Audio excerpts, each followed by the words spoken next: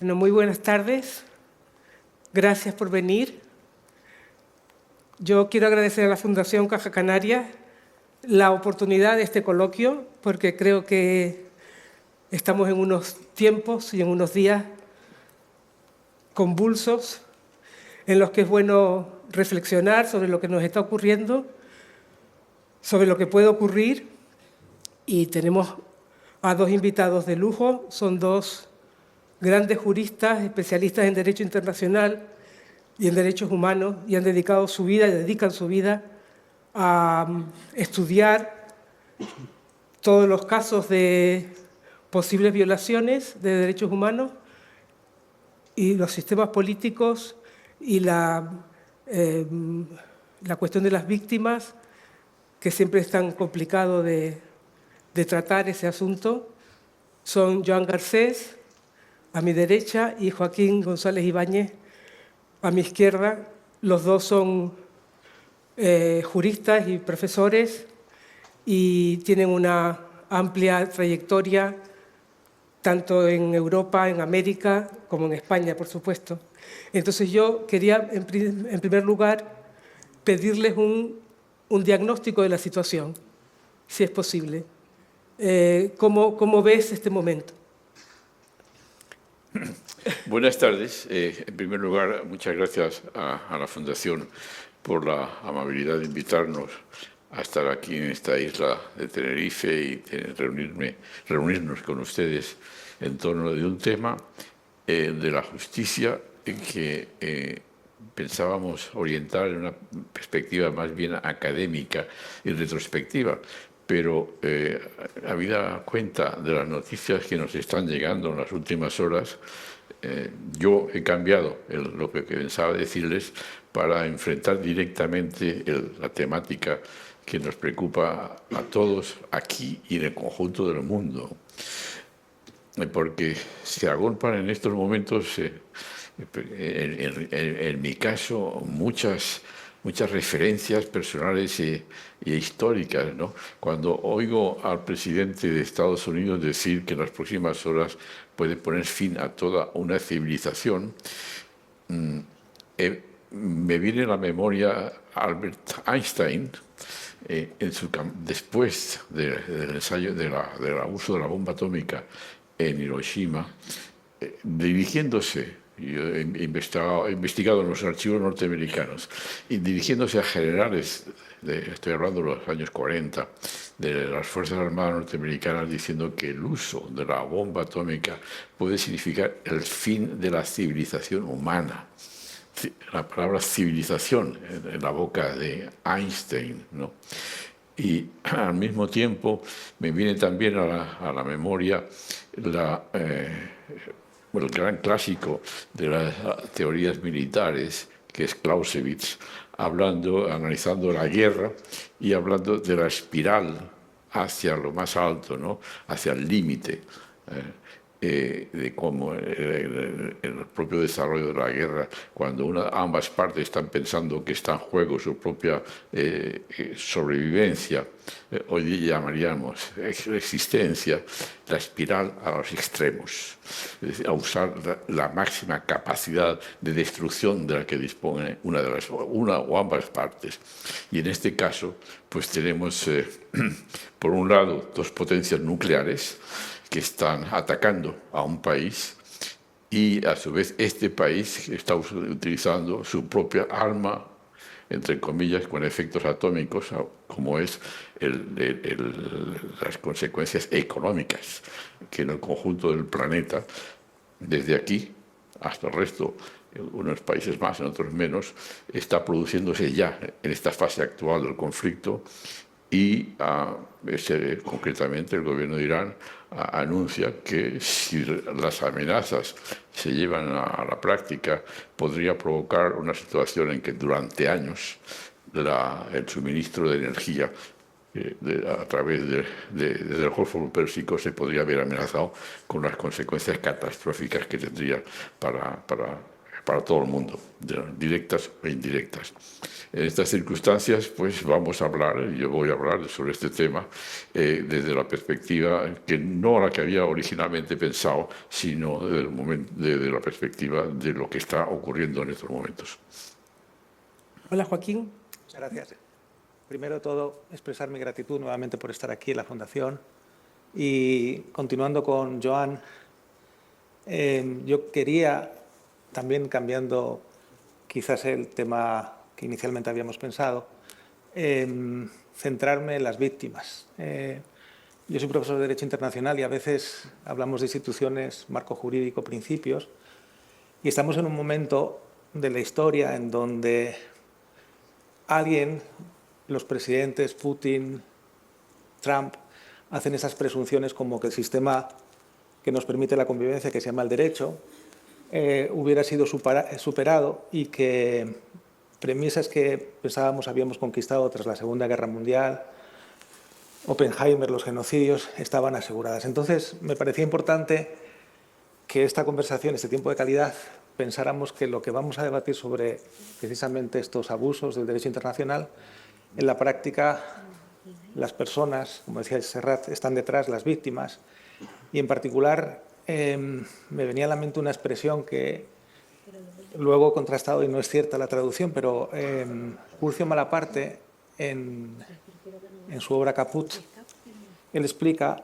la palabra hebreo caporot, que curiosamente se incorpora al alemán como caput, y caporot en hebreo es víctima, y la traducción literal es el hundido, el quebrado, el roto, ¿no? Luego, con algunos amigos israelíes me dijeron que eso no era así, pero bueno, pero lo que quiero pensar es que quizás en este espacio donde pareciera que los consensos que permitían la coexistencia se hubieran quebrado, que no pudiera ser políticamente, pero el derecho no ha cambiado y las acciones que estamos vislumbrando como posibles no solamente son crímenes internacionales, sino son graves violaciones de derechos humanos que atentan a la conciencia universal en su conjunto, como aparece, por ejemplo, en el Estatuto de la Corte Penal Internacional, de manera que no es una cuestión para un país, sino para la comunidad en su conjunto.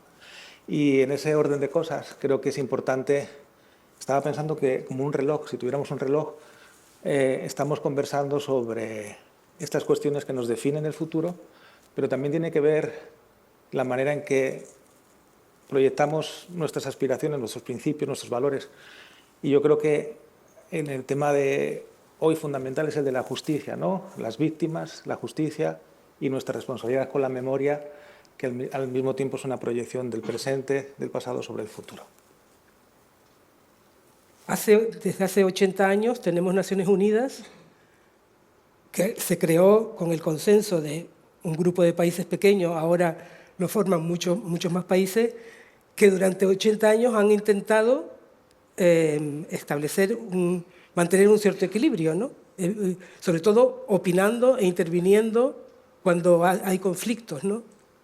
Ahora mismo estamos en no solamente la cuestión de Irán, está también Ucrania y hay diversos conflictos. Pero ¿por qué la ONU, cómo se ha debilitado ese organismo internacional que ya no tiene la fuerza o la voz que tenía antes? Bueno, pienso que lo que hay que tener presente desde mi punto de vista es que estamos todos sumergidos por el momento. Y nuestra memoria, nuestra perspectiva está limitada igualmente en el tiempo por lo que hemos vivido, lo que conocemos. Sin embargo, viéndolo en una perspectiva de tiempo, lo que está presente en estos momentos es una lucha permanente que desde que la humanidad existe, diríamos, de quienes buscan resolver los conflictos, las contradicciones de forma, digamos, hoy diríamos civilizada, es decir, sin necesidad de matar al otro, y enfrente quienes creen que la solución de sus conflictos es justamente liquidar al de enfrente. Es una lucha permanente que se da hoy en día y se dará mañana y que nunca se resolverá porque forma parte digamos, de lo que es la naturaleza humana. Pero para responder también a tu pregunta con perspectiva, de la Carta de las Naciones Unidas que tú mencionas, cuyo artículo primero, cuya exposición de motivos es al año 45, 1945 en San Francisco se aprueba, unos meses después del final de lo que se llama la Segunda Guerra Mundial, la capitulación del Japón y la capitulación de Alemania, empieza diciendo: para evitar a las futuras generaciones la lacra de las guerras, acá pocas semanas antes había terminado, es que proclaman los objetivos y los instrumentos para asegurar esa paz, que es la Carta de las Naciones Unidas. Pero esa Carta, 1945, está precedida por un acuerdo del cual se cumplirán en 2 años más el centenario, que es el llamado pacto Kellogg-Briand. Kellogg era el ministro de Exteriores de la Alemania de Weimar y Briand era el ministro de Exteriores de Francia. Y es muy interesante leer lo que acordaron el día 27 de agosto del año 28. ¿No? ¿Quiénes? El presidente del Reich alemán, el presidente de los Estados Unidos de América, Su Majestad el Rey de los Belgas, el presidente de la República Francesa, Su Majestad el Rey de la Gran Bretaña, de Irlanda y de los territorios británicos allende los mares, el emperador de las Indias, Su Majestad el Rey de Italia, Su Majestad el Emperador del Japón, el presidente de la República de Polonia, el presidente de la República Checoslovaca. Poderes reales. ¿Qué es lo que acuerdan? Artículo primero. Las altas partes contratantes declaran solemnemente, en nombre de sus pueblos respectivos, que condenan el recurso a la guerra para el arreglo de los desacuerdos internacionales y renuncian a ella como instrumento de política nacional en sus relaciones mutuas. Nada menos, que ese es el acuerdo de estos grandes países. El año 28. Año 28. Y no es ajeno a este acuerdo, a nuestra propia historia, porque exactamente en los mismos términos España renuncia a la guerra como instrumento de política internacional. Se puede leer en un artículo de la Constitución aprobada por las Cortes Españolas en 1931. Se incorporó al derecho interno español. Bien, año 28 de Europa. Año 31, España, y sin embargo, año 36, guerra en España, año 39, guerra en general en Europa, etcétera, etcétera. Es decir, aquí tenemos 2 ejemplos concretos de la voluntad, en un momento dado, de llegar a acuerdos para que se impongan métodos. Se parte de la idea de que siempre habrá conflictos y contradicciones, pero que no se usen los instrumentos de la guerra para resolverlos. Con una gran diferencia, de que en estos momentos, a diferencia de lo que pasaba en los milenios anteriores, disponemos de instrumentos para destruir el planeta entero, que es el arma atómica. Y es lo que se está hablando en estos momentos.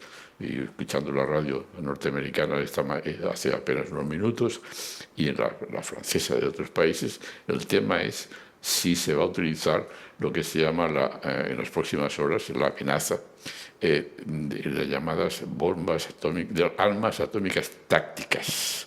Significa de un perímetro geográfico y de una capacidad de destrucción más limitada que no las imágenes que nosotros vemos de los ensayos de los ataques a Hiroshima o Nagasaki. Bueno, ese es el tema sobre el que están hablando todos los gobiernos y en todas las partes del mundo. Y sin embargo, pues ya se demuestra, la contraparte, la resistencia a esa posibilidad ya se manifiesta. Se manifiesta en particular dentro de Estados Unidos, muy importante, ¿no?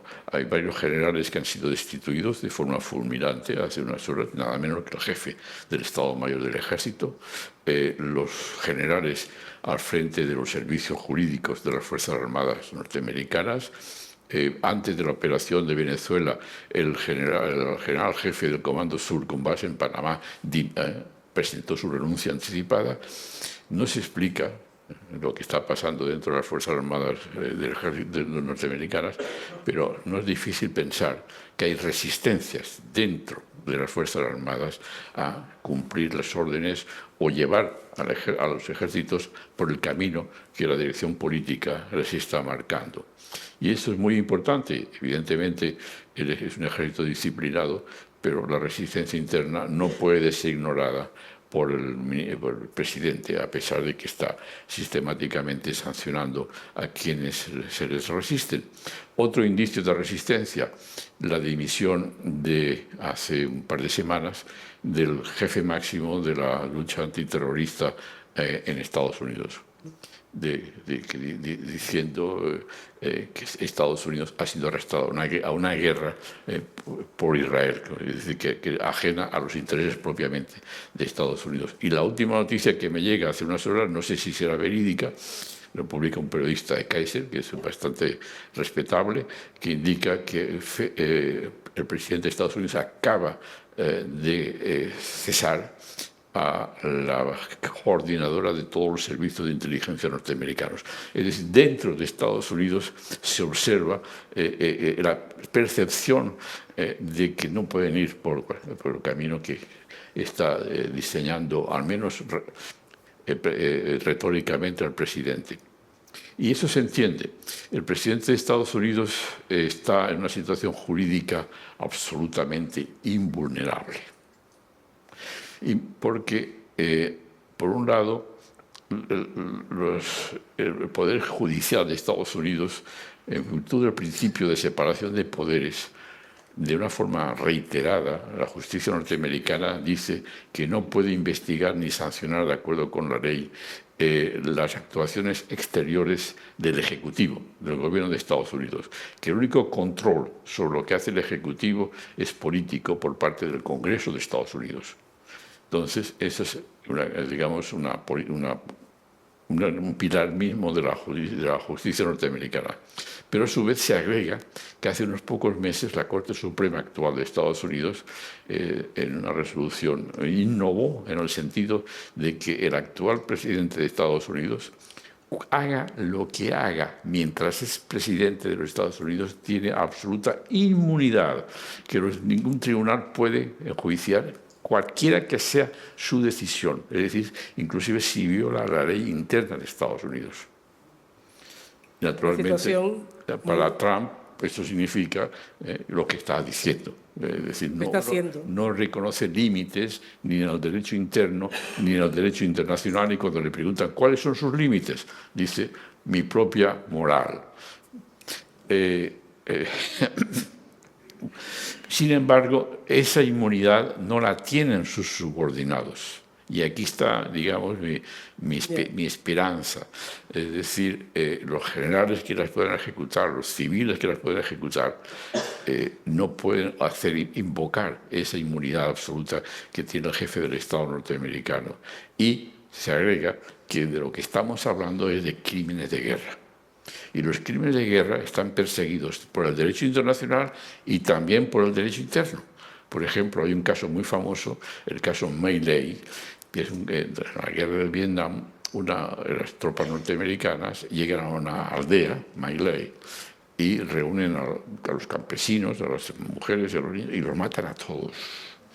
Años después se abrió en Estados Unidos el juicio del caso My Lai, y que, bueno, condenó, no muy severamente, pero al menos el juicio, y condenó a los principales responsables de esa matanza en un pueblo de Vietnam. Por consiguiente, es la ley interna de Estados Unidos la que puede actuar sobre los niveles inferiores al jefe del Estado. Y después tenemos los principios de la jurisdicción universal. Y ahí sí que me complace haber contribuido en los años 90 a desmentir lo que la señora Thatcher defendió en la Cámara de los Lores británica, Cámara de los Lores del Reino Unido, cuando intercedió por la libertad del general Pinochet, que estaba detenido para ser juzgado por crímenes contra la humanidad, ¿no? Una detención firmada por mí como abogado y naturalmente aceptada por los jueces, pero de otra forma no hubiera podido ir más allá. Pero la señora Thatcher dijo: cuando un gobierno tiene que tomar las medidas que debe tomar, no debe estar pensando en que 20 años después tendrá que responder por esas medidas. Esas medidas, en ese contexto, son matar, asesinar, crímenes, ¿no? Entonces, ella decía, como ex mi primera ministra, que había que... Bueno, eso es hoy, diste un gran disgusto. Hoy derecho internacional. Por consiguiente, los niveles inferiores al jefe del Estado, sin duda que tienen presente el caso de Pinochet. Y que si no son juzgados por crímenes de guerra, que ojalá no se produzcan, y espero que no, pueden serlo en cualquier otro país del mundo. ¿Tú crees, Joaquín, que la arquitectura legal que se ha construido a lo largo de los años, ¿no? Se ha debilitado? ¿Se ha debilitado por la acción de los políticos? ¿Se ha debilitado porque las organizaciones internacionales resultan ineficaces o excesivamente burocráticas? ¿Por qué crees tú que ahora no funciona como hace unos años? Bueno, quisiera retomar, para dar respuesta a esa pregunta, la línea de la argumentación de Joan, y esto parece un acto de publicidad, pero lo que quiero hacer es dar las gracias a la Fundación, porque Joan ha hablado del Tratado de Paz de París de 1928, el ministro Briand francés y Kellogg's estadounidense, que replicaban los acuerdos de Locarno, que les dieron los premios Nobel de nuevo a Briand y en este caso al ministro alemán Stresemann. Entonces, lo primero que quiero es expresar gratitud porque esta obra lo que hace es reflejar precisamente la construcción de primero los principios y después viene la institucionalidad. Y la Fundación Caja Canarias, justamente la obra que ha mencionado antes Joan sobre la matanza de My Lai, que se llama Nuremberg y Vietnam, una tragedia americana, del fiscal jefe de los 12 subsiguientes procesos, Telford Taylor, también ha sido apoyado por la Fundación Caja Canarias. Así que tu respuesta la voy a hacer a través de esa explicación. Entonces, en primer lugar, quisiera, sobre todo para las personas legas en estas cuestiones básicas, algo muy importante, y es que en el marco jurídico internacional se trabaja sobre presupuestos intelectuales que son arpegios, son entelequias, son ficciones. Y cuando digo ficciones, es que todo el sistema se basa en un principio, que utilizamos todavía, afortunadamente, máximas latinas, que es el principio pacta sunt servanda, que significa, en este caso, los diferentes sujetos de derecho internacional, estados, organizaciones internacionales y otras entidades, cuando se comprometen a hacer algo, lo hacen con la voluntad de cumplirlo, con una característica diferente al derecho interno, y es que no existe un sistema que pueda combinar o que pueda obligar a los estados a hacerlo. No existe la policía internacional. Y, sin embargo, el sistema es una ficción porque el 99,9% de los miles de tratados internacionales que existen funcionan. Sin embargo, estamos atendiendo a que los principios que precisamente estructuran este sistema, en derecho internacional se llaman principios de jus cogens, que son como la arquitectura fundamental del sistema. ¿Cuáles son? Son principios que tienen que ver con tres materias: derechos humanos, seguridad colectiva y paz. Entonces, hoy lo que estamos viendo, y por eso mi madre me pregunta qué pasa con Netanyahu, qué pasa con la fuerza, porque el núcleo esencial después de la Segunda Guerra Mundial, tras el mundo atómico y los genocidios, es el principio de renuncia al uso o la amenaza de la fuerza, que es el que ha leído Joan, que se incorpora en el artículo 2.4 de la Carta de Naciones Unidas. Es decir, primera premisa: ninguno de los crímenes que se están cometiendo actualmente dejan de serlo. El derecho no ha desaparecido y las acciones y los crímenes de guerra en Gaza, los que ha cometido Estados Unidos en Venezuela, los que está cometiendo en Irán, no existe. Esos crímenes son actos ilícitos que generan responsabilidad. Ya veremos, como decía Joan, si es en el orden interno. Ahora el derecho internacional, gracias a personas como Joan, redimensionaron el espectro de la justicia con nuevas estrategias y foros donde tratar de evitar la impunidad. Entonces, la pregunta: de los últimos 100 años lo que se ha creado es un sistema muy excepcional, que es completamente revolucionario en la historia de la humanidad, que es proteger un bien jurídico común que se llama la condición humana. Y hemos creado eso que se denominan crímenes internacionales, es decir, graves violaciones de derechos humanos. ¿Cuáles son? Pues empieza la primera con ese principio. En Nuremberg antes se llamaba crímenes contra la paz y lo llamamos crímenes de agresión. Es un jurista soviético, Aaron Treinin, que da esta definición, y luego aparece Rafael Lemkin con el crimen de genocidio, Lauterpacht con el crimen de lesa humanidad, y el más antiguo, que es un crimen de naturaleza consuetudinaria, es una costumbre. Desde el siglo XIX ya existe una manera. Entonces, la clave es, se están cometiendo crímenes internacionales y ¿qué hace la institucionalidad? Pues dejando presente la premisa que el derecho no ha cambiado, sí ha cambiado los resortes institucionales y digamos, lo que ha dicho Joan, el momento político para que el derecho se cumpla. Entonces, ¿era posible pensar que un jefe de Estado, Augusto Pinochet, un día iba a comparecer por crímenes que no prescriben? Eso era ciencia ficción hace 40 años. El expresidente de Filipinas, que está hoy en Scheveningen, en la cárcel, en el centro de detención, ¿alguien iba a pensar? Al-Bashir está detenido en Sudán y está negociando en su momento. Entonces, lo que ocurre actualmente, hay un espacio, yo no lo llamaría de impunidad, sino de derecho vigente latente, pero esos mecanismos que determinan responsabilidad, el contexto hacen imposible. Por ejemplo, quiero recordar que los miembros de la Corte Penal Internacional tienen el mismo tratamiento por parte de Estados Unidos como si fueran el cártel, cualquier cártel de droga de Estados Unidos, de eliminación de cuentas corrientes, prohibición de elementos informáticos generados en Estados Unidos. Es decir, todo eso ha ido minando el sistema. No solamente por Trump, Putin. Hace 2 años yo conocí al único miembro de la Corte Penal Internacional de lengua española, que es el magistrado costarricense, y me provocó ternura porque él es el que firmó la orden de detención por genocidio contra Trump. Entonces pensaba, pobre hombre, ¿qué estarán haciendo los rusos para... ¿Contra Trump o contra Putin? Contra Putin, por el crimen de genocidio, por el traslado forzoso de niños Ucrania. En Ucrania. Entonces, lo que quiero decir es que también existe, primero, una inacción e indiferencia por los estados que deberían hacerlo cumplir, pero también hay una política activa para desactivar todos estos... lo mismo ocurre cuando la Corte Penal Internacional empieza a investigar crímenes de Estados Unidos en Afganistán.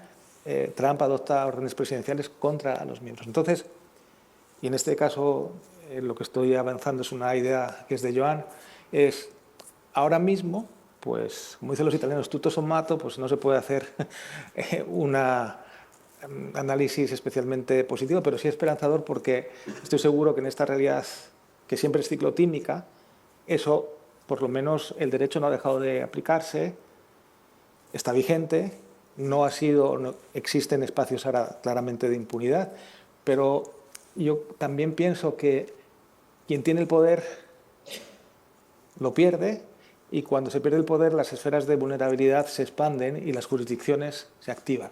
Y la historia nos ha mostrado que desde el juicio del Kaiser, que fue el primero en el artículo 227 del Tratado de Versalles, donde se inicia, aunque no se procesa, existe esta conciencia de hay que responder por estos crímenes. Yo no me puedo imaginar un letargo, porque esto no es una cuestión jurídica, es una cuestión cívica, ¿no?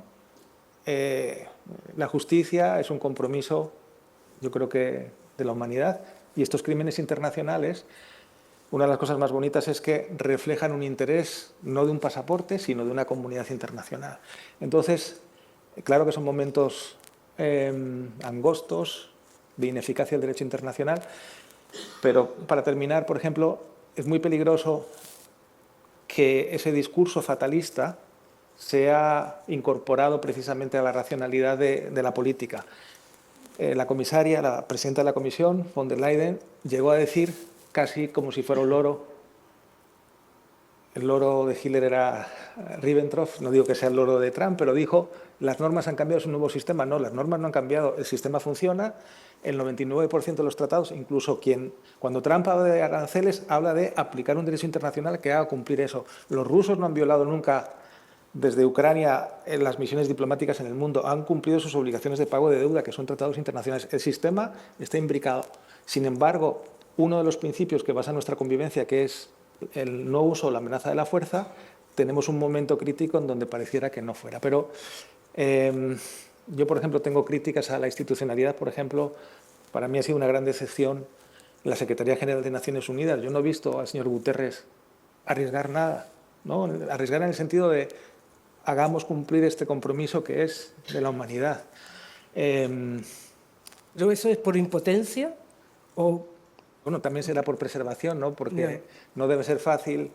Yo creo que... Él está en una situación hostil, porque también Trump está contra la ONU, ¿no? Claro, pero también en este juego cada uno tiene sus responsabilidades. La función de secretario general es no solamente los buenos oficios, sino hacer cumplir las obligaciones a los Estados miembros. Ya sé que esto a lo mejor parece un poco quijotesco, pero lo que hace el derecho es hacer una presunción de obligaciones y de responsabilidades y de derechos. Entonces, si eso se deja en situación de pausa, pues realmente nos encontramos en estas situaciones de... Pero, y ahora, por ejemplo, vuelvo a las víctimas, ¿no? Pensando en el genocidio de Gaza, pensando en los crímenes de guerra de Estados Unidos el primer día, la matanza de la escuela, ¿no?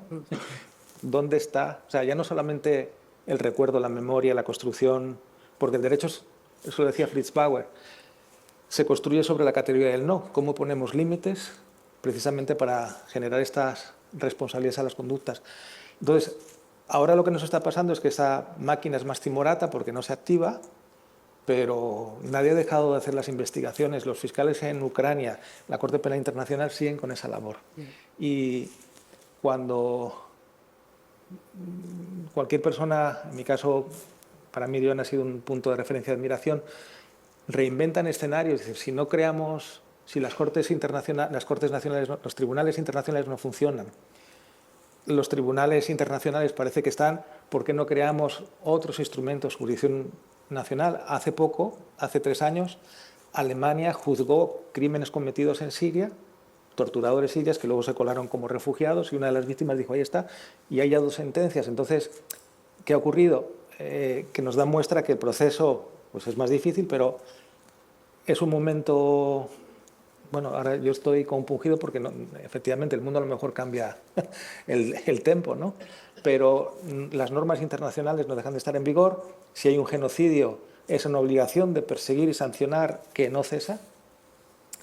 Y lo que hace falta, yo creo, también es la conciencia no solamente de los Estados, sino también de las personas, de la comunidad internacional descendiendo a tierra, sobre que este paradigma no nos lo merecemos. Yo no encuentro la racionalidad y tampoco tengo la respuesta porque no tengo la bola de cristal, pero sí entiendo que el consenso actual de convivencia, que es producto del fin de la Segunda Guerra Mundial, pues no ha terminado porque sigue siendo necesario. Ya.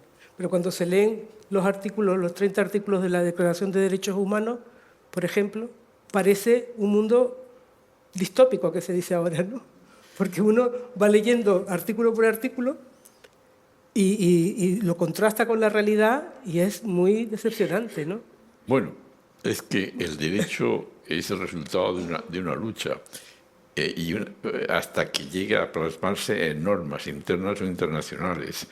Y después es una lucha el hacerlo respetar y el hacerlo aplicar. Pero esa es la función del derecho, tanto civil como penal.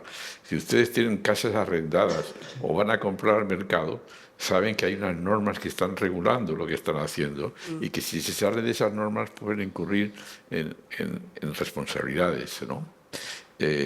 Si defraudan Hacienda, pues si violan las normas de Hacienda, es lo mismo.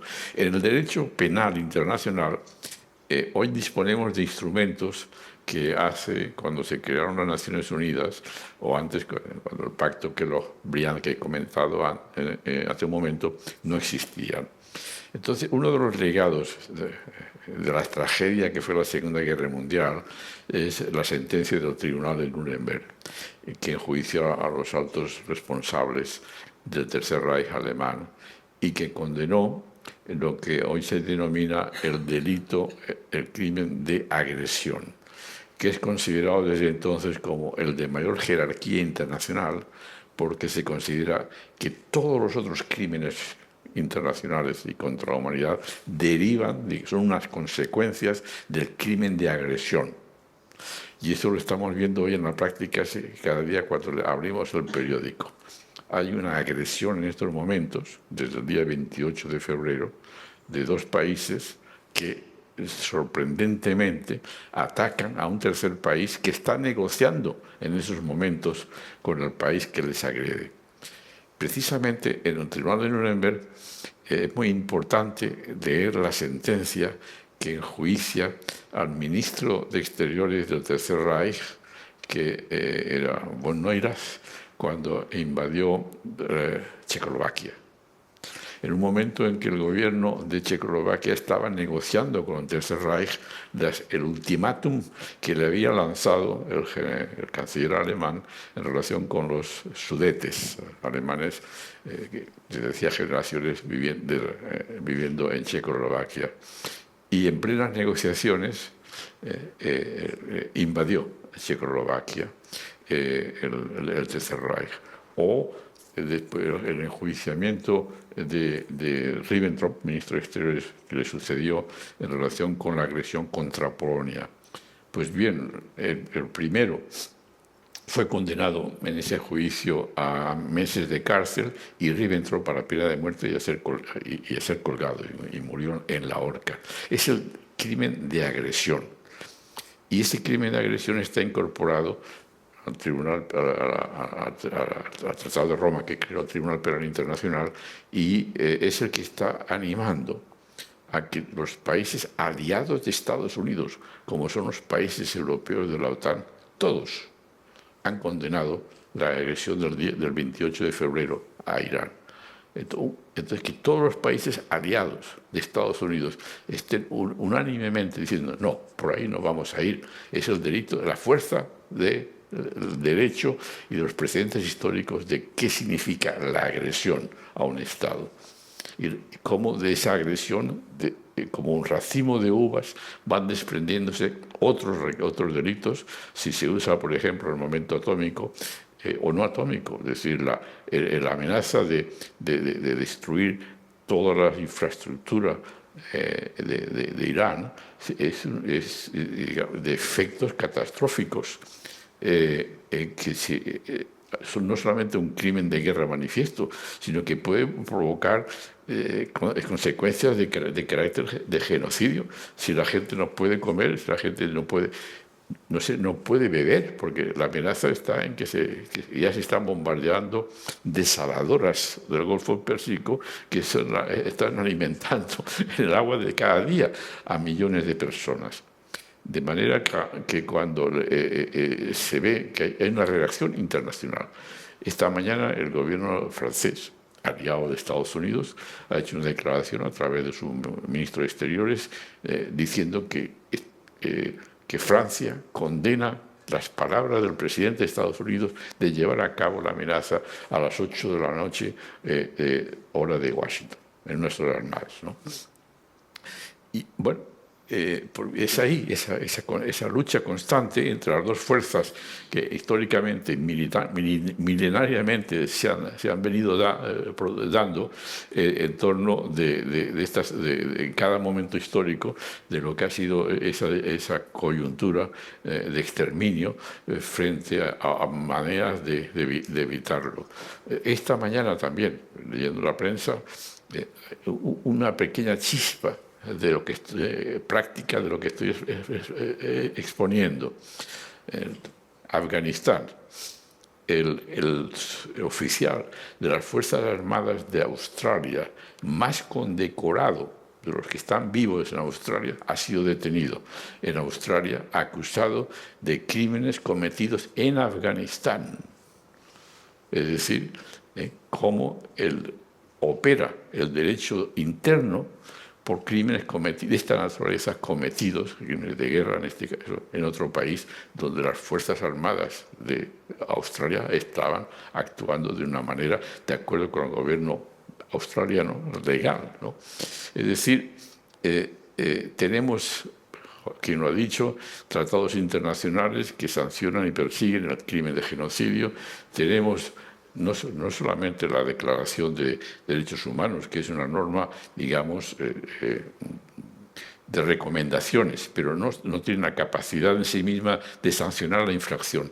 Pero sí hay otras que se han elaborado. Por ejemplo, el año 88, la Convención Internacional contra la Tortura, que permite sancionar efectivamente a los oficiales funcionarios del Estado que la llevan adelante, o el convenio contra las desapariciones forzadas. Son normas que llevan consigo la infracción, sanciones, y sanciones severas, y que han sido ratificadas por muchísimos países. Por consiguiente, hoy la humanidad está dotada de instrumentos de disuasión.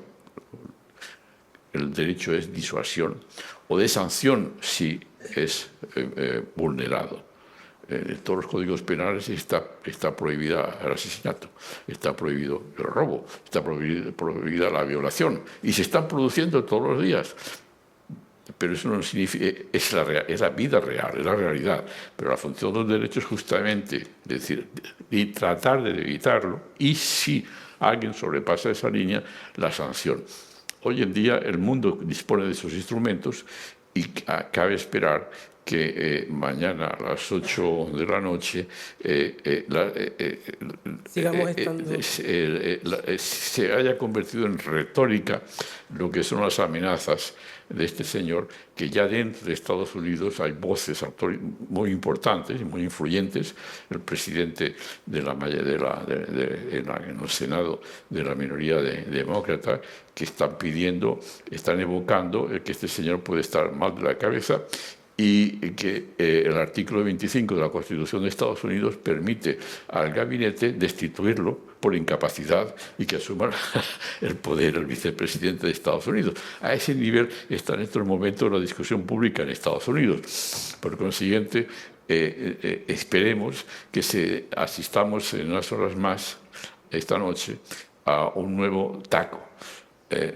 TACO es el acrónimo que se ha popularizado en Estados Unidos para describir la actitud de Trump de amenazar algo y después hacer marcha atrás. TACO significa Trump always chicken out, que significa Trump siempre al final se retira, se acobarda, se frena, ¿no? Esperemos que estemos asistiendo a un nuevo TACO las próximas horas, y si no, Dios nos pille confesados. Todas esas instituciones que se crearon en Europa, en el mundo, después de la Segunda Guerra Mundial, como cobertura contra el fascismo, realmente, y que ahora vemos que hay grietas por todas partes, ¿es porque el germen del fascismo sigue ahí, escondido? ¿O nunca se ha ido del todo? Bueno, no sé si quizás haya una lógica que permita llegar a ese punto. Lo que sí que es cierto es que después de la Segunda Guerra Mundial, el internacionalismo y esta conciencia de la comunidad internacional para la evitación de los crímenes permite la construcción primero, especialmente en el ámbito regional europeo, pero también globalmente, ¿no? Es una buena pregunta si el fascismo es una dimensión nacional que se articula en política exterior y que además converge para minar esas instituciones. Pudiera ser, sobre todo porque actualmente, digamos, la versión más simplona es dar respuestas sencillas a problemas muy complejos. Y el derecho y esta comunidad internacional no solamente está interconectada, sino que es muy compleja. Entonces, por ejemplo, aquí en la Unión Europea, cuando uno mira los programas electorales de la extrema derecha, hablaban todos ellos no solamente de retirarse del euro, sino salirse del sistema de integración que el cáncer de Europa ha sido la guerra, y precisamente la respuesta ha sido más derechos, la convergencia y la creación de incluso de esta identidad, de esta patria común generosa que se llama Europa. Y yo no sé si quizás el objetivo de estos movimientos es porque han sido internacionales, porque han sido movimientos liberales, porque precisamente han fomentado espacios de convergencia que superan los nacionalismos, ¿no? Pero desde luego sí es un momento de tensión. Yo En Alemania tenemos un programa de derechos humanos y por primera vez el año pasado, después de muchos años, cuando ya era el canciller socialista, suspendió Schengen porque la extrema derecha señaló que Schengen era una especie de comercio de delincuentes y él se vio forzado a suspender Schengen. Entonces, yo no había recordado nunca que me parara en la frontera entre Luxemburgo y Alemania, y precisamente tiene que ver con esta reacción por Alternative für Deutschland, la extrema derecha, ¿no? Pero sí es cierto que eso se manifiesta en pequeñas cosas. Aquí en Europa ha habido ejemplos claves, especialmente en Polonia, especialmente en Hungría, también República Checa. Lo que pasa es que ahora Trump parece como el embudo o la caja de resonancia que permite sin ningún tipo de inhibición actuar, ¿no? Porque ahora lo que veíamos es, antes lo decía Joan en una reunión, en una conversación, decía, es que antes lo hacían pero lo escondían, pero es que ahora lo hacen y presumen de ello, ¿no? Estamos en esto que uno no da crédito. Y, no tiene complejo. Sí, y además la pregunta no es, de acuerdo, usted no está de acuerdo, pero ¿cuál es el sistema que reemplaza esto? No existe. Entonces, ¿cuál es el sistema? ¿El caos? Pareciera, es como, para que todo funcione bien hay que destruir, es decir, para que durmamos mejor hay que destruir la casa, la cama, y es que esa es la propuesta. Dice, ¿y dónde está el techo? Porque esto, al final, las conquistas, y especialmente en derechos humanos, son procesos de conquista. Ahora, para mí en particular, cuando pienso en estos movimientos, es cómo defendemos. Hay un principio en derechos humanos que es el principio de progresividad, pero también promine cómo todo este marco jurídico lo que hace es redimensionar la vida, la libertad, las oportunidades de las personas y toda esta involución. Ayer Trump, por ejemplo, finalmente en Estados Unidos en el ejército, ya solamente la cuestión de opción sexual es el binomio, ya las conquistas anteriormente en otras sensibilidades, Ya eso desapareció. ¿Tú qué crees, Joan, del germen del fascismo? Bueno, nosotros estamos en España y en Europa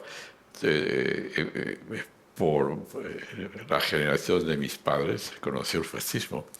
Y nuestros abuelos supieron lo que era el fascismo en Europa, el nazismo, y lo que eso significó de tragedia para toda Europa. Sin embargo, a mí me gusta analizar los hechos presentes en una perspectiva histórica. Entonces, genocidios, matanzas indiscriminadas se han dado a lo largo de la historia. Y concretamente, por ejemplo, en España, cuando descubrimos, llegamos a América y los castellanos, que solamente los ciudadanos o los súbditos del Reino de Castilla podían ir a las Indias. Yo vengo de Valencia, del Reino de Aragón, que no teníamos derecho a cruzar el Atlántico. Entonces digo, los castellanos empezaron a cometer en las Indias, lo que se llamaba entonces en las Indias, atrocidades. Hubo dentro de España o de Castilla en aquel momento reacción a eso. Una reacción tan influyente y tan poderosa que llamó la atención de los reyes católicos que convocaron a sus juntas de teólogos y del propio Carlos V, que escuchó las quejas que llegaban de que se estaba pasando en América y que en su función regia pues promulgaron una serie de leyes que buscaban poner coto a esas atrocidades. Y ahí, en ese diálogo, en esa disputa que se produce en esos años, teóricamente es en toda la llamada escuela de la Universidad de Salamanca, ahí nace el derecho internacional moderno. El derecho humanitario nace de ese debate entre castellanos, unos que están cometiendo barbaridades y los otros que dicen que esto va contra la ley de Dios, contra la moral y lo que hoy llamaríamos la civilización. Así se desarrolla la historia.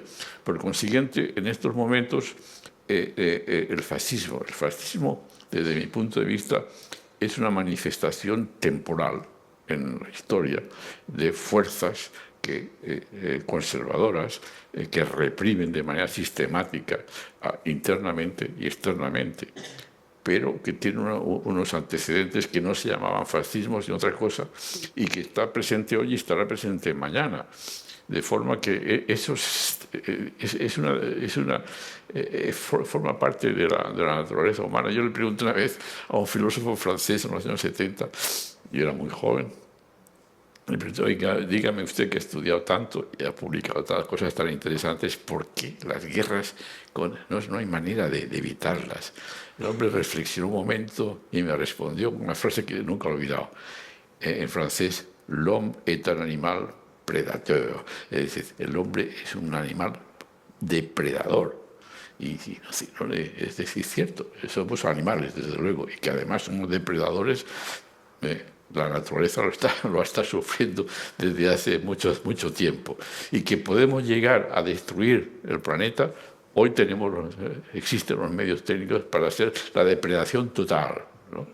Pero, en fin, también la capacidad de resistencia humana está demostrada a lo largo de la historia, y yo creo y espero que cualquiera que sea lo que pase en las próximas horas y en los próximos días, la racionalidad por la fuerza de la necesidad se vaya imponiendo, porque no sé si era Kant o Hegel que decía, creo que era Kant, que hasta el diablo es capaz de hacer obras buenas cuando está en juego su propia existencia o sobrevivencia. Es decir, cuando están en juego tantas cosas que afectan a todos, es posible que hasta el diablo le atajen la mano. Haga lo bueno. Sí. Vamos a hablar por último de los seres más débiles en todo esto, ¿no? De las víctimas y de cómo se articula la memoria de las víctimas para que no caigan en el olvido. Tú en esto tienes experiencia muy... Sí. Voy a empezar por lo fácil, que es agarrarme a un maestro, a Primo Levi, que él decía: a las víctimas se las asesina dos veces, una cuando se las mata y otras cuando se les olvida. Y la indiferencia posiblemente sea el catalizador más importante de las injusticias. Era André Malraux que decía: la ignorancia y el miedo son los principales actores de la injusticia, no la mala fe en la comisión de los crímenes.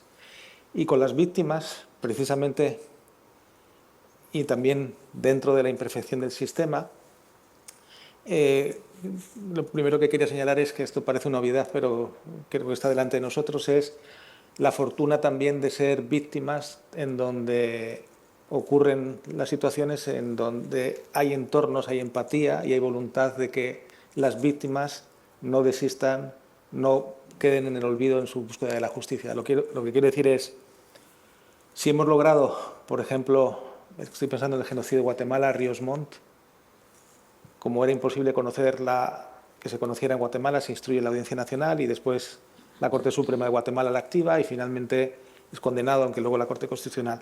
Pero ese movimiento es porque había una voluntad y una conciencia de responsabilidad para con las víctimas, ¿no? Entonces, una de las primeras, ¿existen víctimas de primera, segunda y tercera? Pues no lo da la condición de víctima, sino la condición de nuestro compromiso para que dejen de serla, ¿no? Yo, en Colombia, en México, en Israel, Palestina, lo que he aprendido de las víctimas era, mi única responsabilidad es qué elementos, uno de ellos es la justicia, ¿no? Para que dejen de serlo. Entonces, todo eso tiene que ver no solamente con la institucionalidad, sino también con entornos que replican esa voluntad de justicia. Pongo un ejemplo para nosotros en España muy olvidado, que son los gitanos. En la Segunda Guerra Mundial hay varios genocidios y, por supuesto, creo que por el número de víctimas y por la sistematicidad, ojalá la humanidad nunca supere lo que ocurrió con el genocidio judío. Pero es que en proporción, en romaní se llama porragmos, que ahora tienen un día el genocidio que se llama porragmos, fue mucho mayor en proporción sobre la comunidad gitana. Y entonces ese tema me interesó y lo investigué, entonces me preocupé de cuál ha sido la estructura de respuesta de la comunidad, de las diferentes comunidades gitanas sobre el genocidio. Entonces, claro, cuando lo comparas con las comunidades judías estructuradas, las instituciones, la conciencia, etcétera, de la identidad judía, etcétera, y esa falta de, no sé si, de otra realidad antropológica, social, de no tener una estructura para hacer incluso de conocimiento histórico, porque la gente no sabe sobre la dimensión de... Entonces, lo que quiero decir es, más allá de esa parte de la justicia institucional que todos conocemos, la primera yo creo que es cívica, ¿no? La empatía precisamente por aquel que ha sufrido una injusticia. En derecho internacional es que son víctimas precisamente de crímenes internacionales. Lo que hace el derecho internacional es que eleva el estándar y son violaciones tan graves sobre bienes jurídicos fundamentales que son la vida, la seguridad física, etc. Entonces, creamos esos estándares y estos umbrales, por eso se llaman crímenes internacionales. Pero la clave, en mi opinión, el primer elemento es la no indiferencia. La no indiferencia, y yo pienso, por ejemplo, en Gaza o, por ejemplo, Afganistán. Yo no he conocido, he conocido refugiados aquí en España, pero siempre pienso en las víctimas de los talibanes, las víctimas de... A propósito, pensaba antes es importante para evitar la impunidad también las culturas jurídicas internas y la conciencia. Alemania, que tiene un problema gravísimo con Gaza porque ninguna autoridad pública ha señalado el genocidio. Pero solamente Gambia no se ha salvado porque ha denunciado ante la Corte Internacional de Justicia a Alemania por cooperación en el caso del genocidio de Gaza, que todavía está sin resolver. Pero lo que quiero decir es que en Afganistán las fuerzas alemanas, la Bundeswehr, lanzó un dron, se equivocaron y cayó en una boda. Murieron casi 50 personas y el ministro de Defensa alemán a la semana siguiente dimitió. Se conoció, ¿no? Estados Unidos, Australia, lo que comenta. Entonces, lo que quiero decir es que también tiene que ver con este sentido de responsabilidad. Pero entonces, yo pensaría primero, para las víctimas, primero el elemento factual, ¿no? El saber qué ha ocurrido, que tener conciencia y cómo respondemos. Pero yo sí creo que existen, desgraciadamente, víctimas y quiero decir aquellas que tienen el amparo de nuestra sensibilidad, de nuestra empatía, pero luego aquellas víctimas que son... y hay que hacer a veces esta pedagogía y además es inabarcable porque uno no puede, pero efectivamente cuando hablamos, si el discurso es universal y los derechos de una niña de Barcelona son los mismos que una de Bangladesh, etcétera, pues uno de los problemas que tenemos es que es imposible satisfacer esta pretensión de justicia. Hay millones de víctimas que quedan en el olvido. Claro, por eso también se han creado otros sistemas como la justicia transicional que tratan, en vez de la sanción, otros elementos que satisfacen, pero aún así son imperfectas. Pongo un ejemplo en Colombia. Yo he trabajado con fiscales en Colombia y entonces cuando se creaban los procesos de paz, que tenían un sistema jurídico, pero que era una decisión política que se llama justicia transicional, pues son mecanismos de respuesta que no se basan solamente en la sanción, sino que se basaban en verdad, justicia y reparación. Lo más importante para la madre de su hijo desaparecido es saber qué ha pasado, luego sancionar al victimario, como normalmente ha sido parte que ha contribuido a conocer el paradero, pues las penas son diferentes. Pero el argumento era el siguiente, cuando reaccionaban es que no se puede permitir, decían, si tuviéramos que juzgar con los recursos que tiene Colombia, cada uno de los casos tardaríamos 100 años y no daríamos respuesta a los crímenes. Creamos otros mecanismos diferentes que tratan de tratar esta necesidad, esta aspiración de justicia, que es una necesidad humana. Por ejemplo, yo que amo Colombia y que un país no puede ser digno si el 95% de los crímenes restan impunes porque además no existe la capacidad para ello.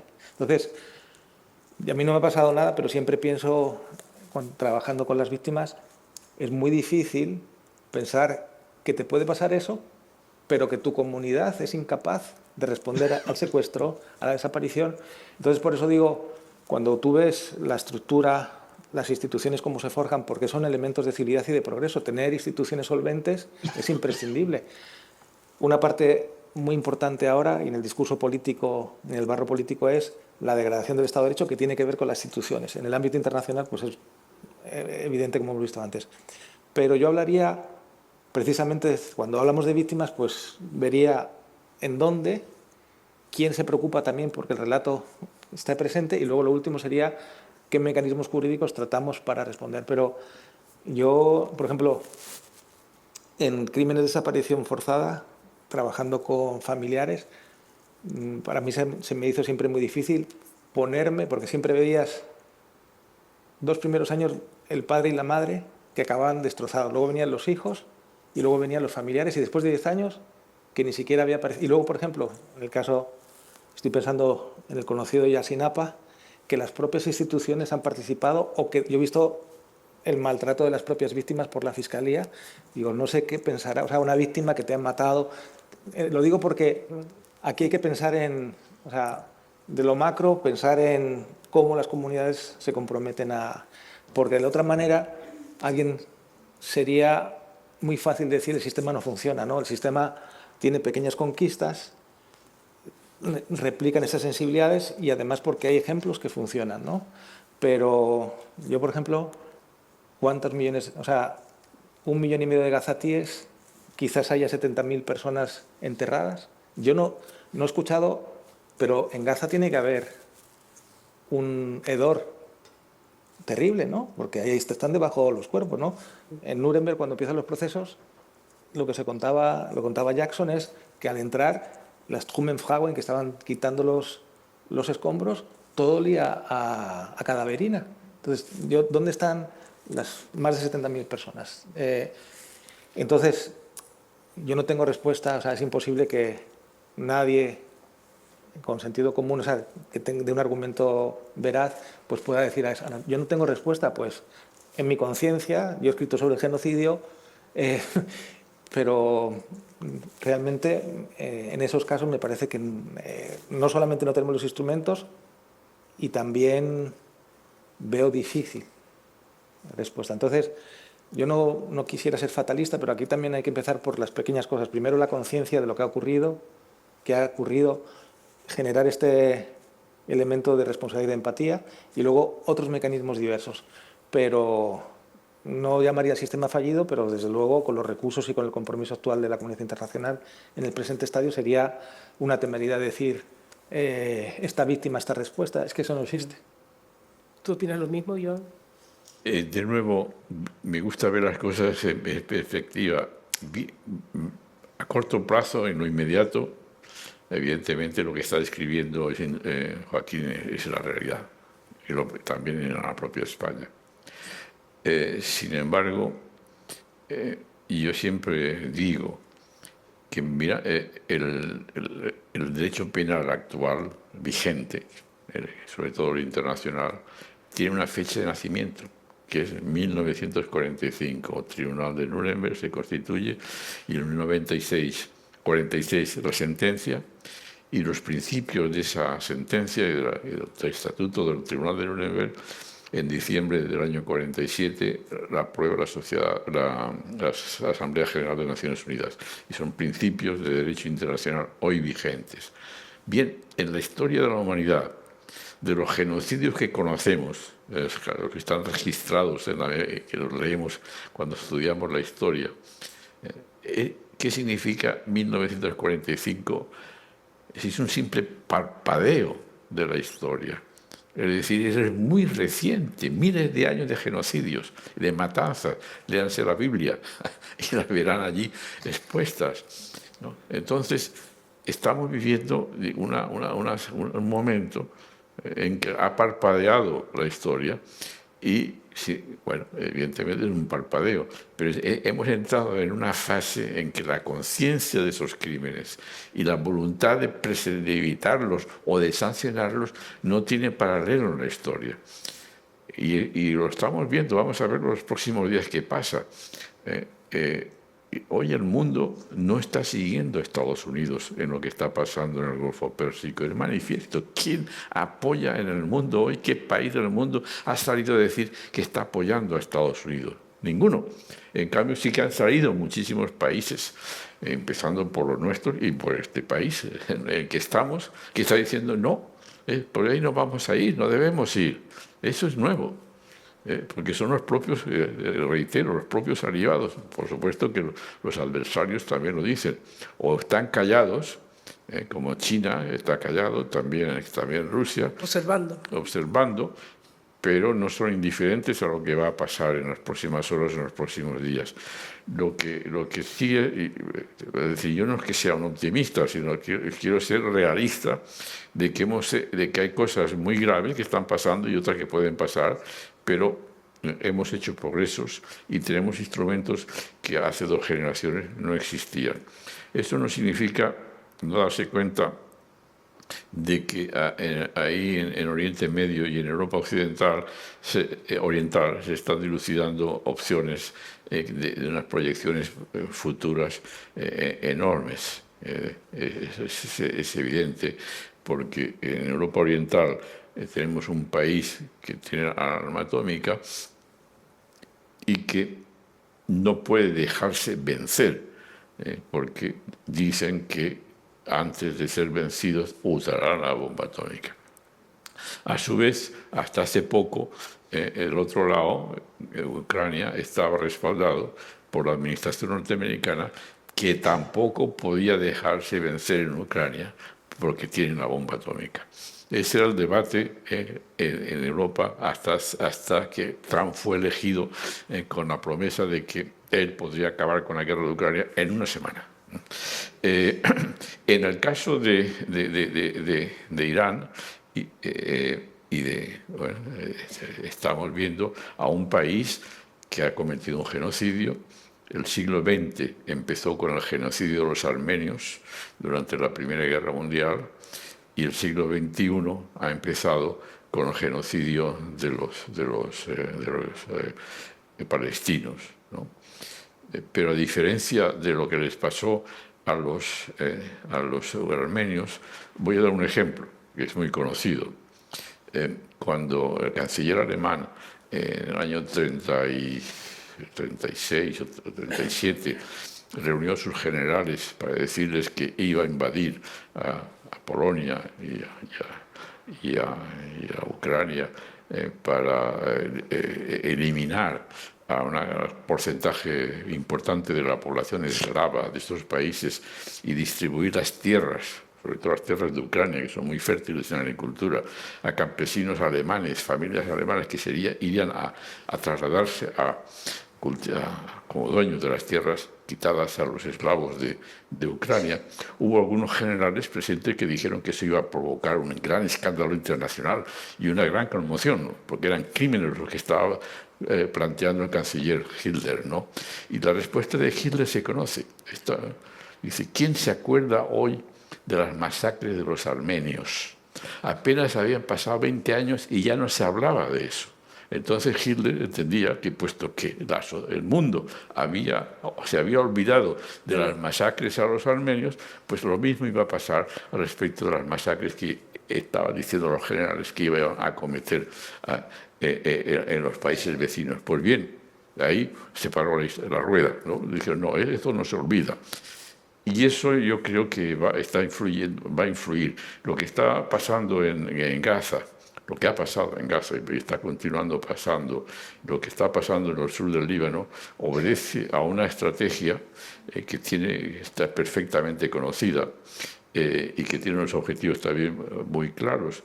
Pero yo comparto la perspectiva de dirigentes de los propios servicios secretos de Israel, que hace muchos años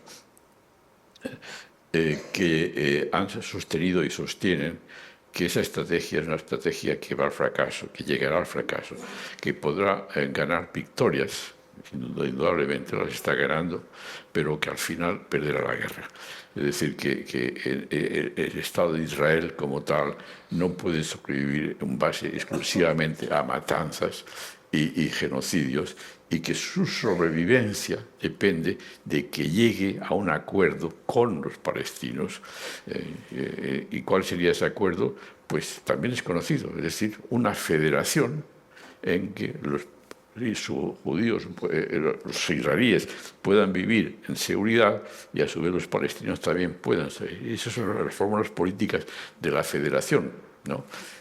no parece esto los tiempos más propicios para eso, pero bueno, pero eso no lo veremos nosotros en los próximos meses ni años. Esperemos que mañana pero por lo menos... en una perspectiva de futuro, en que los pueblos van más allá de la vida de uno individuo, pues ese es el camino. Y si no es ese camino, pues va a ser un desastre, que es los propios, dentro de Israel, hay personas con influencia y con conocimiento que lo anuncian, ¿no? Yeah.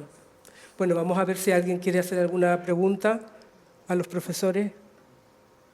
A ver, ¿estáis por aquí? Es que yo no veo con las luces muy bien.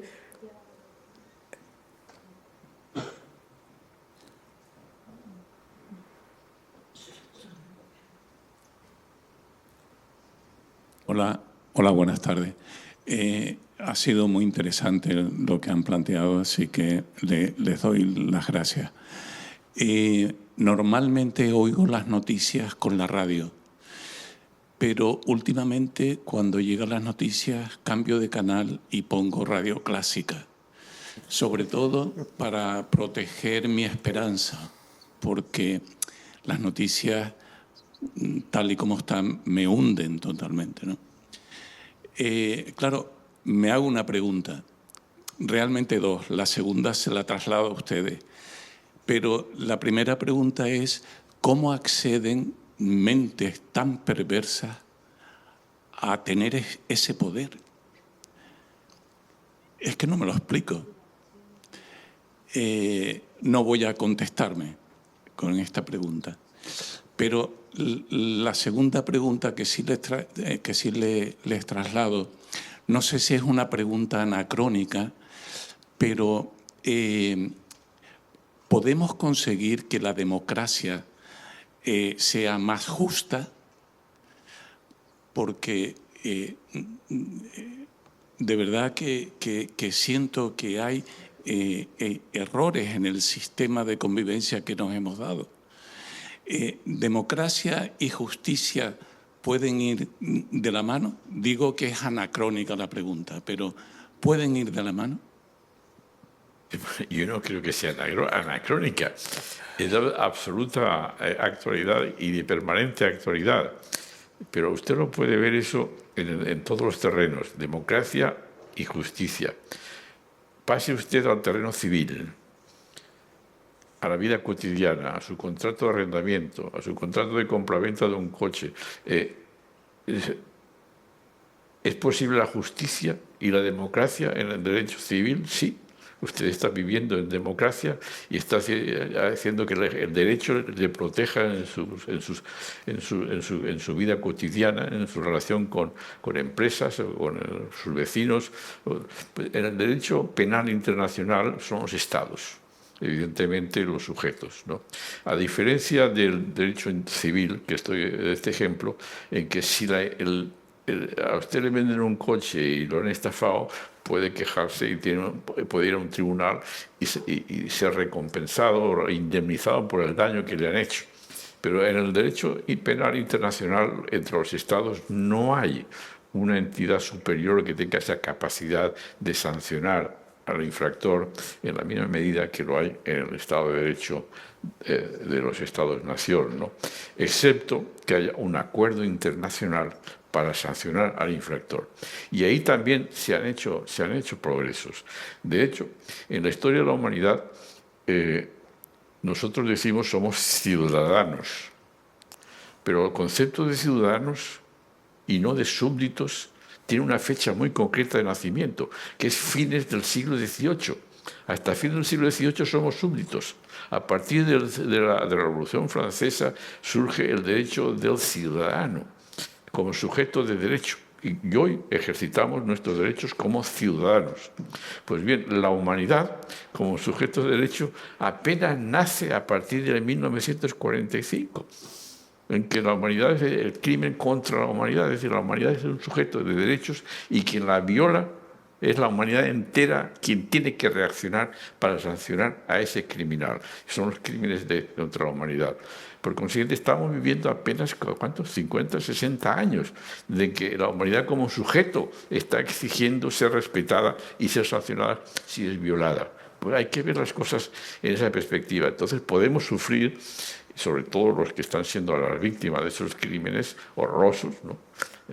Familias enteras en general, que son destruidas, y los niños, por ejemplo, en Gaza, que no van a estar traumatizados el resto de su existencia, que están privadas de la educación, con lo cual van a crecer con un nivel de conocimientos de los que han sido privados al destruir las escuelas.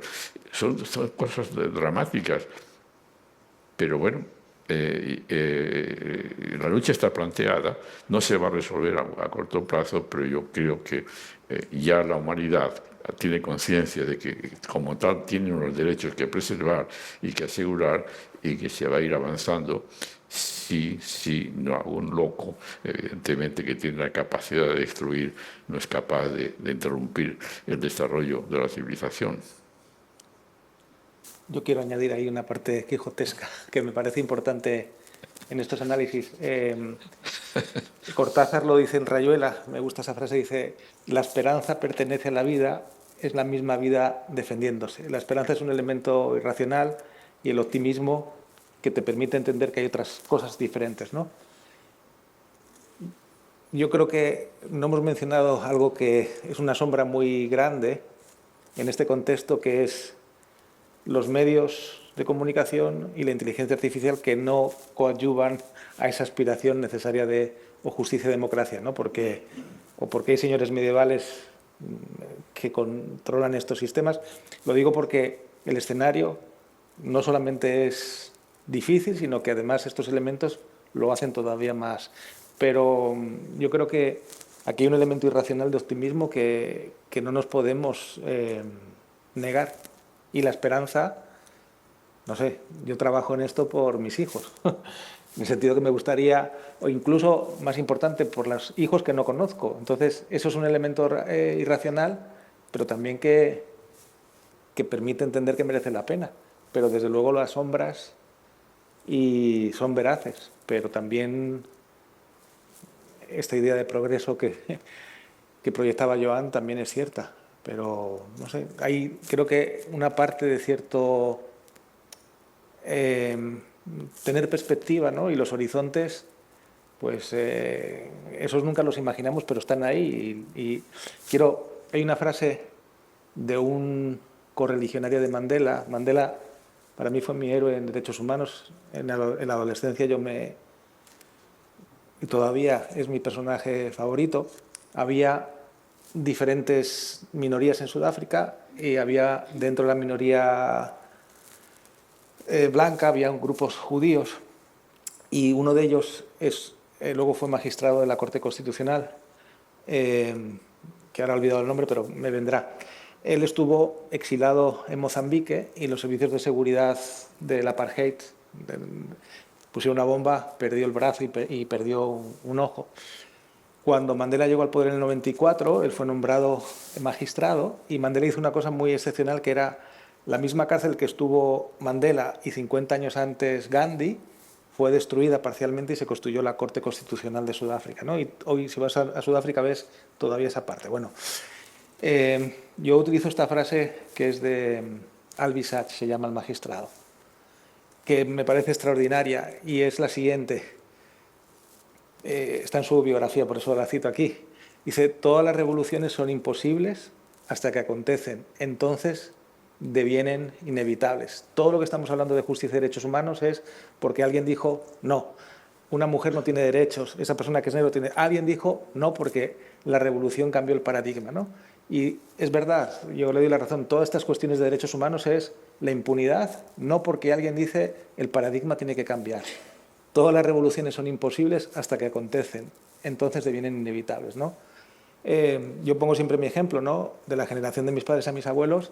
Yo solamente puedo disfrutar lo que no tuvieron, pero también sé que es una conquista que tengo que preservar, ya no para mis hijos, porque ya están han tenido la oportunidad de disfrutar esos derechos a la educación, salud, hogar, pero todo eso fue una revolución, y esa parte perenne, a mí de las cuestiones, hablando de Estados Unidos, lo comentábamos antes, otro factor junto con la tecnología y junto con las redes sociales es un magma cultural. Yo he vivido un tiempo en Estados Unidos Y, por ejemplo, como occidental europeo, cuando vas a Estados Unidos, tú sabes que estás allí, pero hay otra realidad, ¿no? Una de ellas es, nosotros los europeos necesitamos un Estado musculoso que interviene y la justicia forma parte de esa realidad. Y la libertad no es lo que dice Estados Unidos de tener más dinero. Entonces, yo explicaba, mi hija pequeña nació en Estados Unidos, tengo una hija estadounidense, y entonces el concepto del dinero, por ejemplo, cuando Trump habla, siempre hay una justificación del éxito porque tiene dinero. Ese magma, aunque no lo parezca, está imbuido en Estados Unidos y el éxito tiene que ver con esa parte, ¿no? Lo que quiero decir es que también la construcción de estas identidades y la democracia y la justicia, a lo mejor porque en Europa, porque creamos el peor episodio de la historia de la humanidad, o los dos, colonialismo y Primera y Segunda Guerra Mundial, no hay nada peor que haya existido en los últimos 2 siglos que eso. Pero a lo mejor lo que ha pasado después de la Segunda Guerra Mundial, este capitalismo con rostro humano, la revolución del Estado social de derecho, eso es extraordinario. En Estados Unidos no entienden esta realidad. Y cuando yo escucho a Trump y la gente no dice nada, y entonces vamos a hacer este acuerdo para el plan inmobiliario de Gaza y vamos a ganar dinero, y la gente no pestañea porque también tiene esta idea, dice, pues a lo mejor es que tiene que ver en tu entorno cómo construyes esas posibilidades de esperanza. Tengo unos amigos chilenos que se van a jubilar ahora y se tienen que ir de Estados Unidos porque no van a tener la posibilidad, aun siendo profesionales, de quedarse allí por el costo de la vida, por lo que tienen que pagar con el seguro. Yo digo, pero si tú que eres una persona dinámica, capaz, etcétera, te pasa esto, ¿qué le pasará a la mayoría de las personas? Entonces, ¿qué quiere decir con esto? Que ese escenario de desesperanza, aunque sea el país más fuerte del mundo, para mí me produce temor y terror, ¿no? Entonces, cuando pienso en Europa, incluso no somos influyentes, estamos en decadencia, etcétera, pero todavía hay un espacio extraordinario de bienestar y de derechos. Y sin embargo, yo creo que esa perspectiva también es real, ¿no? Pues hay situaciones de temor, de desesperanza y de miedo. Bueno, creo que nos tenemos que ir ya. Así que muchas gracias a los dos y esperemos que dentro de 24 horas no haya amenazas cumplidas. Casi con eso nos conformamos por el momento, porque, visto el panorama, estamos esperando ya que no, como era, que vuelva a repetirse lo del taco. Sí, sí, ojalá, sí. Sí, yo pienso que sí, yo no soy un iluso. Cualquier cosa que pase en las próximas horas, inclusive si hay un nuevo taco, la guerra va a continuar, ya. Eso es indudable, pero al menos, digamos, con cierta que no se llegue a los extremos de que hablaba Clausewitz. De destruir una civilización. Exacto. Y yo no pierdo la esperanza, es un debate que tenemos dentro de mi propia familia, de la capacidad de reacción dentro de Estados Unidos, no la pierdo.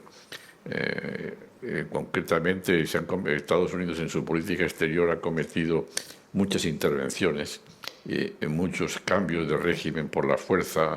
Solamente desde 1945 se contabilizan cerca de 80 cambios de regímenes forzados por Estados Unidos en otros países, de los cuales apenas 5 han sido por medios no violentos. Y de casi todos ellos han terminado en dictaduras, en guerras civiles, en verdaderas catástrofes, ¿no? Pero, sin embargo, dentro de Estados Unidos ha habido reacciones a esas intervenciones que en otros países no se han producido, ¿no? Por consiguiente, todavía creo que de Estados Unidos va a haber la capacidad de frenar a quienes desde Estados Unidos son capaces. Bueno, hablamos de Trump porque es lo que tenemos delante, pero yo he vivido en los años 70 con una administración republicana en Washington, que era la que dirigían Nixon y Kissinger. Los crímenes de guerra cometidos por la administración republicana de Nixon, comparados con los que está llevando adelante Trump, son una gran distancia. Muchos más millones de personas murieron por acciones de guerra impulsadas directamente o indirectamente por Estados Unidos bajo la administración de Nixon, que hasta el momento por parte de Trump. Y bueno, Nixon es el primer presidente de Estados Unidos en su historia destituido, que tuvo forzada una dimisión. Cierto es que como Al Capone por un delito menor comparado con sus mayores, ¿no? Pero fue forzado por la propia reacción interna de Estados Unidos. Y tengo otro ejemplo, el caso del golpe de Estado en Chile que destruyó la democracia, las instituciones republicanas democráticas en 1973. El Parlamento chileno ha sido incapaz de investigar qué pasó aquí para que esta democracia, que era la más desarrollada del mundo hispánico en ese momento, 73, fuera destruida y con una intervención auspiciada desde Estados Unidos, incapaz de investigarlo. Como aquí en España, el Parlamento español no ha investigado nunca qué pasó en la intervención extranjera del 36-39. Sin embargo, el Congreso norteamericano sí que la investigó y la condenó, la Comisión Church, en el año 1975, de forma que es el sujeto para lo mejor y para lo peor. Y yo creo que esa contradicción interna ojalá sea capaz de frenar lo que la actual administración amenaza con hacer y que se quede en una retórica controlada. Vamos a quedarnos con esa... Esperemos. En fin.